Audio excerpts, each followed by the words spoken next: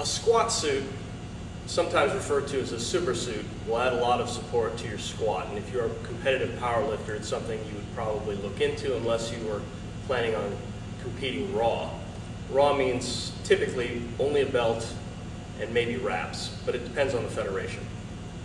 Most federations will allow for super suits, squat suits to be used when squatting and deadlifting. Generally speaking, they're going to be made of some kind of polyester material. Sometimes they're going to be made of canvas, and occasionally you'll see denim suits or hybrid mixes of materials. In just about every federation, a single ply polyester suit will be allowed. And then depending on other federations, they may allow 2-ply suits, maybe they'll even allow 3-ply suits. This is a single ply suit made by Inzer. There's great suits made by Inzer, Titan, Franz. There's just a variety of brands that you could look into. One of the things that you'll have with most suits is you'll have pretty tight leg openings. If you buy some suits, for example, this is a different kind of suit, it has a little bit more generous leg openings in it. The material is going to not stretch very much at all, and because of the tight leg openings and material that doesn't stretch very much, it's going to be very difficult to get that suit on. If you are sweaty, it's going to make it doubly hard. So a lot of people will use baby powder as they put on squat suits. Another thing that you'll see a lot of powerlifters use are what are called suit slippers. Essentially what this is just like a stocking with a legging. It's a smooth, like material that you would put on your legs before you would try to put on one of these squat suits. After you've gotten the suit on, to a certain point, you're going to need to get the straps on. A lot of people will squat with straps down on their suits. Powerlifters will sometimes do that. It's a little bit easier to maintain proper form with the straps down because the tension on your body is less. But if you are looking to squat maximum poundages, you're probably going to put these straps up. It's difficult to put the straps up by yourself unless you're very strong and flexible. I'm not strong or flexible, so I'm going to put this on a J-hook, and I'm going to try and slip my arm through underneath. And then I'm trying to hook this like so. Now you have to be careful. These suits aren't cheap, and you don't want to rip the material either. So you have to be kind of careful as you do this. Do the same thing on the other side.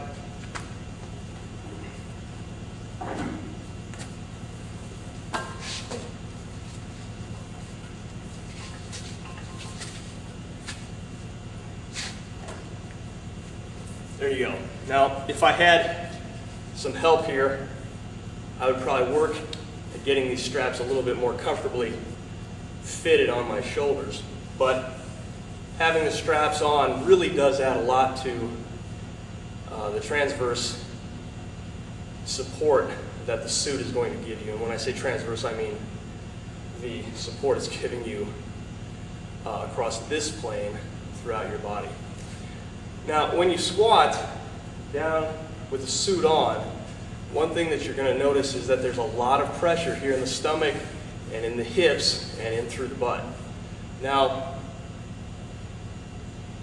when I take this suit off, you're going to see a lot of markings probably made by the suit, the folds in the suit, where the suit is bunched up, where the seams are, and that's just evidence that the suit has actually provided you some kind of support.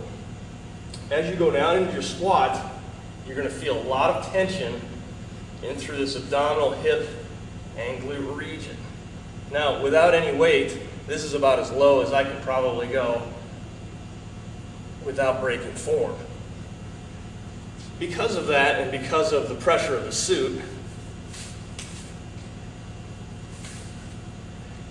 it's very common to see people break form unless they're really practicing in the suits. So it's something to be very careful of.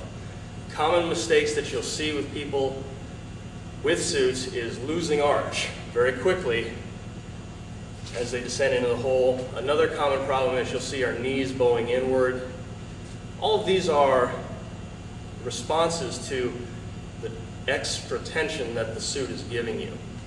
So if you decide to get into powerlifting, if you decide to use a suit, it's critical that you practice a lot with it so that you are able to maintain form. You don't want to go where the suit wants to take you. I got that from Brent Mikesell. He has an excellent video out about powerlifting. You don't want to go where the suit wants to take you. You want to take the suit where you want to go. That was his advice. Another way of looking at it is the path of least resistance, meaning the easiest way to squat down with a suit on, is the path of least assistance. So if you are finding the path of least resistance in your suit, meaning it's easy for you to find your way to the bottom of the hole, it's not going to give you much assistance out of the hole.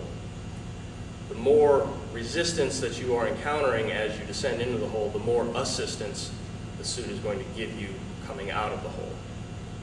A common mistake that you're going to see among people wearing suits who are new to it is you'll see them hiking up their suits because it's more comfortable that way.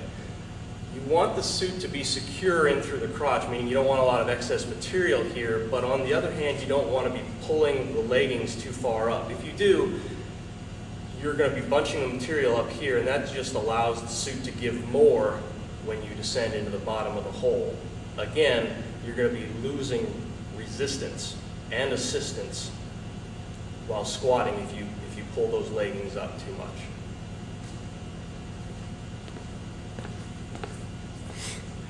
The raw versus equipped debate in powerlifting circles is a heated one. If you're interested in powerlifting, don't worry too much about the equipment. If you have some extra cash around and you have an interest in it, give it a shot.